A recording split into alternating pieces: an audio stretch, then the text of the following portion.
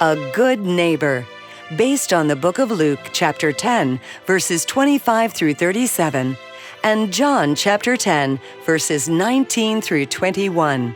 The Pharisees and priests can't stop arguing. Some of them think Jesus is working with the devil. Others say he isn't, but they still refuse to believe he is the Son of God. A few days later, Jesus leaves Jerusalem to teach in the area around the city. I'll find out for myself how this young teacher answers a hard question.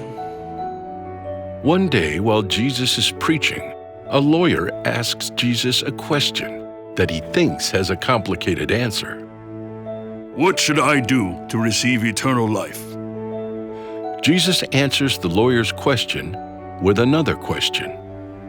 Well, you are an expert in God's law. What does God say? Love God with all your heart and love your neighbor as yourself. You're right. Do that, and you will have eternal life. That's easy for you to say. But who is my neighbor? Jesus answers with a story. A man is traveling from Jerusalem to Jericho. On the way, robbers attack him. They beat him up and leave him for dead. A priest comes down the road. He sees the wounded man and fears that the robbers might still be nearby.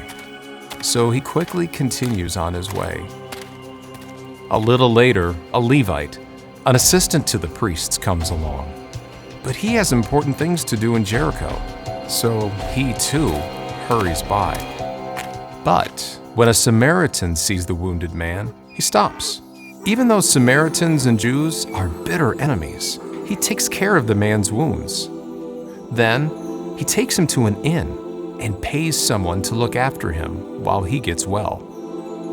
When Jesus finishes the story of the Good Samaritan, he asks, Which of these travelers was a neighbor to the man who was robbed?